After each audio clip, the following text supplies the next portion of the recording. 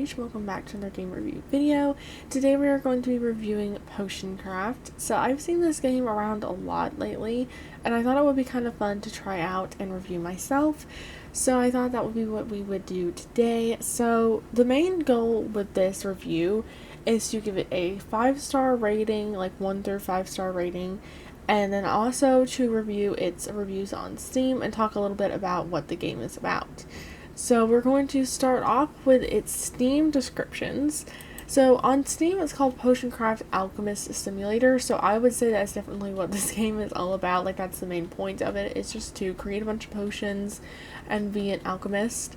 The About This Game section says that the features are unique visuals inspired by medieval manuscripts and medical books, hyper-satisfying physical interactions with ingredients and equipment, sandbox-style gameplay where you have many different avenues available, and it's up to you to figure out the best way to complete each task. Sell your potions to the townsfolk while role-playing as a noble artisan, a greedy weasel, an occult dark master, or whoever else you may wish to be. So you can also work with all sorts of ingredients. There's just a ton of things within the game that you can use to make potions. You can learn the art of potion making, experiment and invent new recipes, sell potions of course, and you can buy ingredients or you can grow your own. There is a gardening section in the game, which I think is really cute. You can also get creative with customizing. So if you want to give a special appearance to your best potions, you can go ahead and do that. You can change the bottle shape, the label type, and the colors, as well as the icon. You can even give it a custom name and label description.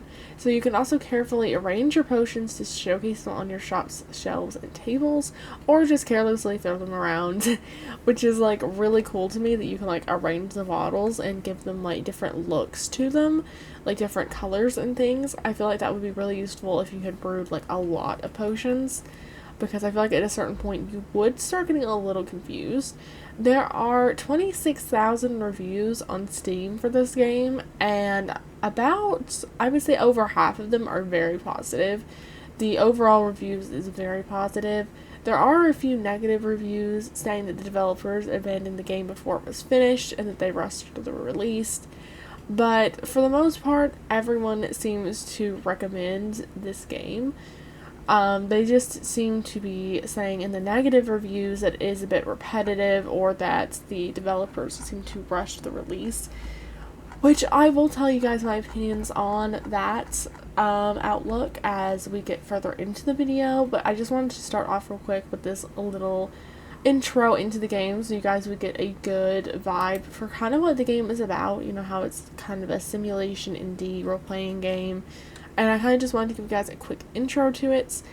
But now we will get into my personal thought. I skipped the tutorial in this footage because I did play the tutorial before just to get used to the game. That way when I played it for the footage, I wouldn't be just bumbling around and not really know what to do. So I did play the tutorial through, so that's why you don't see it here in this footage, because I played it off screen.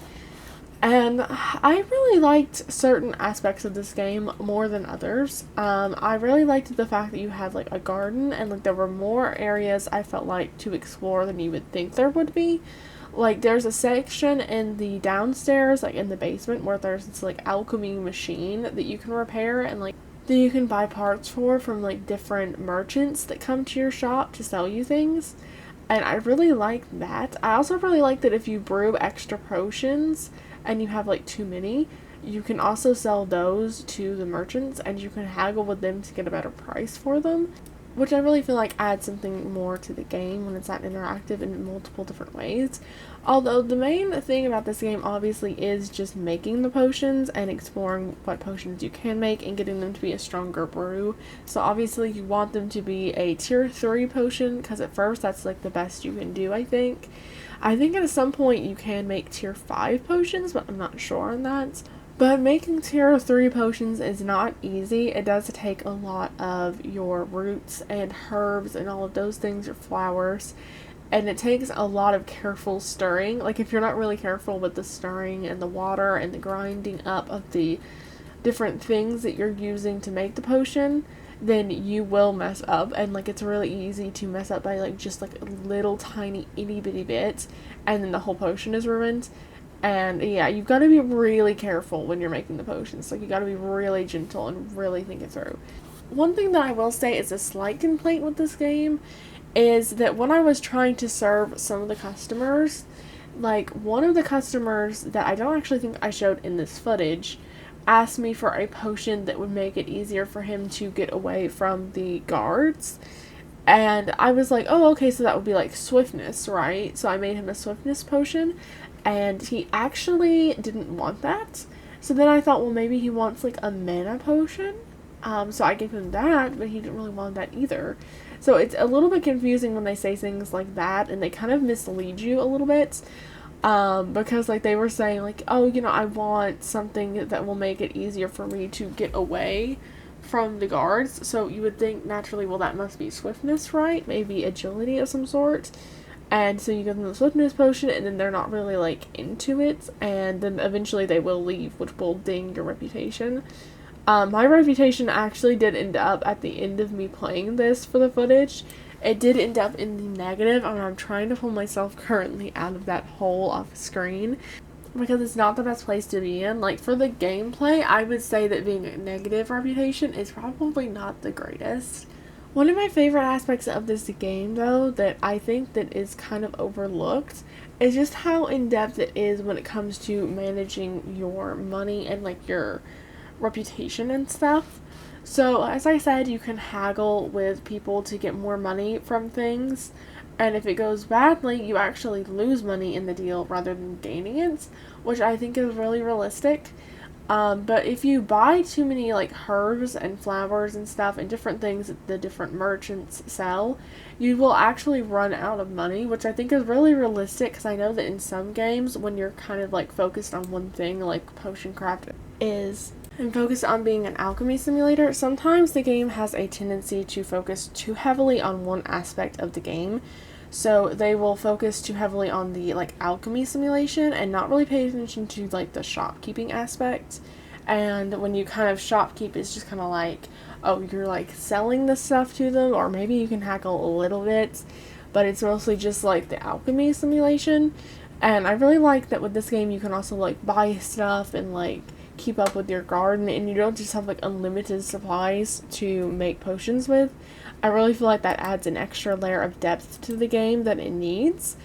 One other thing I'd like to say is just that the visuals of this game are really, really pretty, and I really, really love it. I really love the like whole medieval kind of like medical book vibes that it has going on. I really think that that's really cute. I don't play many games with this kind of like aesthetic.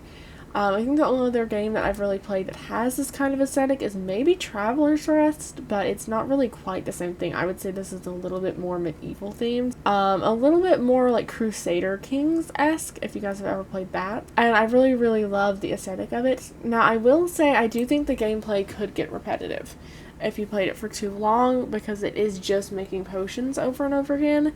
And I feel like especially if you didn't write down how you got like the tier 3 potions, or like whatever highest tier you have unlocked, I feel like you would get kind of annoyed with like having to remember what you used to get the highest tier potions and like how you start it and stuff. Because I know that was one thing that kind of really annoyed me, was like I got like a tier 3 healing potion once, and then I literally could not get it again, and I ran out of Terraria trying to make that potion, and then I couldn't hardly buy any back because the merchant never came back and was selling Terraria.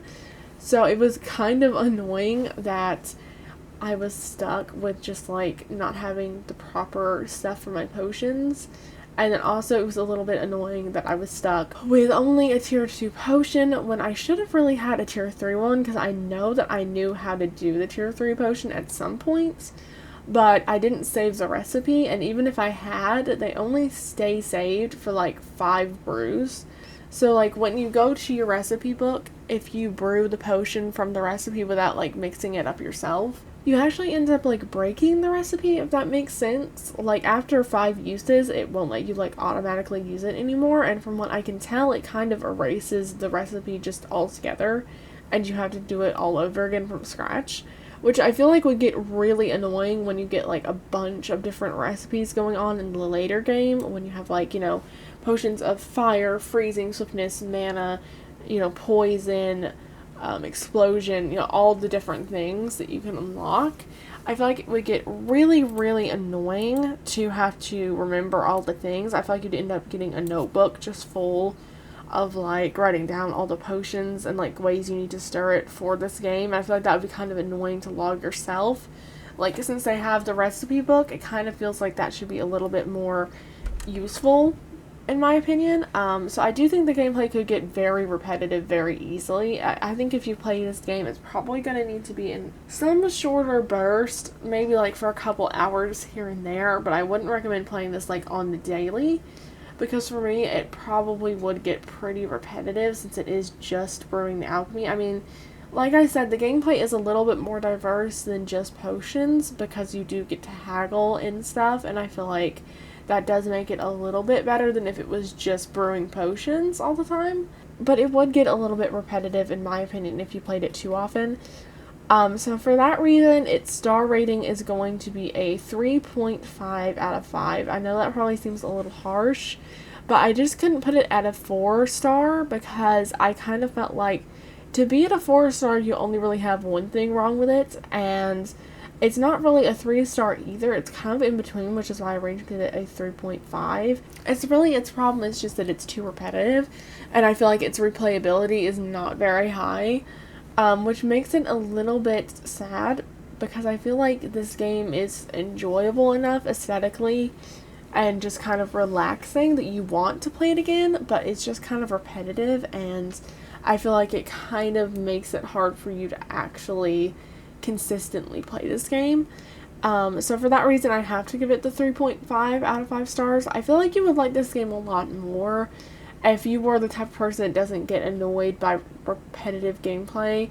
I know I keep saying that it's kind of repetitive, but it really is. Like, it's not monotonous, I wouldn't say, but you do get to the point where it kind of feels like you're doing the same thing over and over again because you are. And I think if you played it for too long, you would get kind of bored with it. And so for that reason, I'm going to ding it a little bit. And then also I'm going to ding it just a tiny, tiny touche of a bit. Just because I feel like the days don't last very long and you kind of have to sleep if you want to get more stuff from your garden. Like, you can only harvest your garden once a day.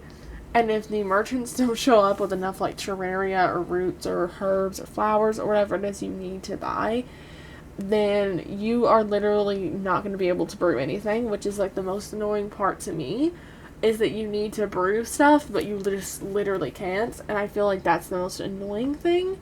Those are my personal thoughts on this game. Let me know if you guys have played Potion Craft before, and if you have, what your thoughts are on the game. I love hearing other people's opinions. And if you guys want to see more game reviews from me in the future, then do leave a like and subscribe if you haven't already. And comment any other games that are PC and that you guys want me to review in the future, because I'm always looking for new games that I can review here on the channel, and games that I can even play off camera just for fun for me. So any suggestions are especially welcome, and I will see you guys in the next video. Bye-bye!